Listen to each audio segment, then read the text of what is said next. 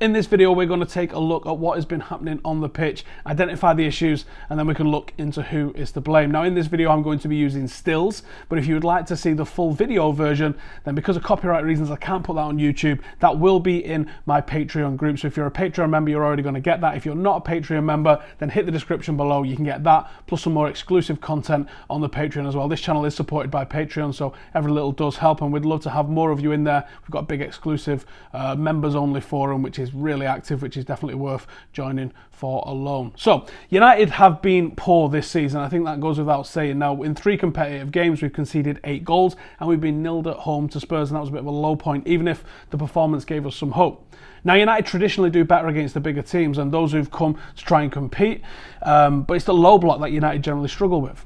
The Leicester performance was not inspiring. It felt like a pre-season game and players appeared to lack sharpness. It was seemingly a make do 11 in terms of preparation. Pogba was put back in at the starting 11 without a pre-season minute. Lukaku on the bench, no Matic, but it got the job done. Results business, results secured, but there were warning signs. Playing Pereira as a number 6 had a lot of United fans excited. It's a very attacking midfield with Fred in there and Pogba and obviously Andreas, but it wasn't ever going to be the midfield to take on a top side at home.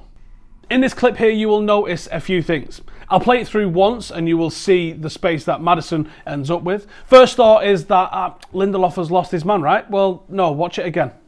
It's Pereira. Pereira's on number 6. It's his man, right? Take another look. What you can see here is Pogba is marking him. Pereira presses the ball, and when it's spread out wide, Maddison loses Pogba. It's his man.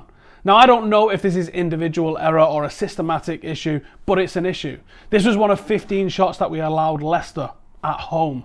Let's take one of the goals against Brighton then. It's easy to see why 3 of the back 4 got dropped. The ball comes down our right and it starts with Mata out of position because he's out. Young steps up. Because Young steps up, Bailly darts over to cover, and then for some reason, Lindelof allows Murray ahead of him to nick this. With Bailly in the correct position, this is an easy clear. Or if Lindelof stays ball side of him, it's also cleared. But it's the United versus Spurs game where the errors come. Oh my God. The first goal, Jones gets beaten by Kane to the extent that it's not even a challenge. I'm not going to show it because it's not the worst crime we'll ever see, but it's not good.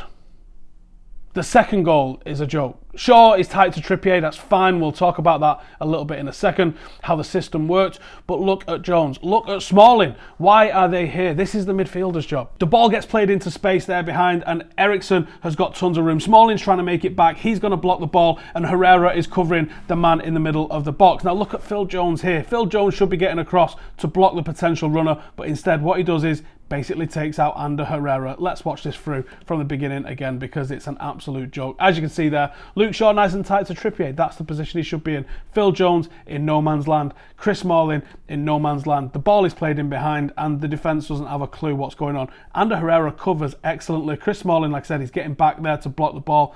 Phil Jones should have just gone with a runner. Instead, he tries to attack the ball, and all he ends up doing is taking Ander Herrera out, who's switched his focus from Harry Kane, who was running, to Moura as he comes in and puts the ball in the back of the net. If Phil Jones doesn't get involved there, Ander Herrera probably clears it. Phil Jones probably should get an assist for that goal.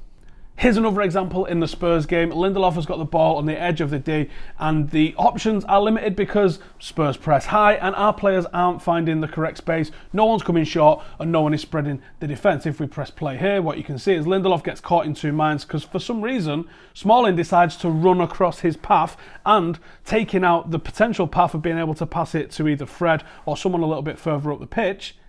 And then he turns round and plays what's essentially a no-look pass and basically just plays Tottenham in. This is absolutely bonkers defending, and I would have loved to have seen, Dele Alli does all right there. He probably should end up scoring a goal there.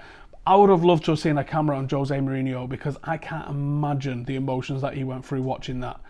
And I think this gives us a clue because we saw Lindelof and Bailly dropped after what happened at Brighton. I think we're going to see one of, if not both of Smalling and Jones dropped because of what happened at Tottenham. I have no idea who's going to be in defence for United against Burnley. So it's quite simple to see when you look at the individual errors that have cost Manchester United and nearly cost Manchester United in all 3 games this season. Defensive errors. Now, who can blame Jose for having the defence first mentality that he's got when the defence that he's got at the club at the moment is just simply not good enough. Now, people will point to Jose did better last season, we had the best defence, and all of those things are valid, but the reason that we had a good defence, and half the reason that we had a good defence under Louis van Gaal, was because the system protected them. Now, Jose Mourinho, as he said in his press conference the other day, I thought you lot cared about the style of play. Today we went and played attacking, talking about the Spurs game, and you're still sitting here complaining because the result wasn't good enough. As we said at the top of the show, it's a results business. United have to get the results, and I don't mind United going ugly to get those results. If we win a championship by going ugly and getting results, I will not give a shit. But we find ourselves in a sticky situation at the moment where we can't attack properly, even flooding forward at home to Spurs and creating 22 shooting opportunities. We fail to find the back of the net. That's not acceptable. I can't even begin to start looking into why that's not happening for us, but you can look at the defensive errors and you can say these defensive errors need to stop. Whether they're systematic errors or whether they're individual errors, United are going to do nothing this season if we continue to leak goals with the frequency that we have done.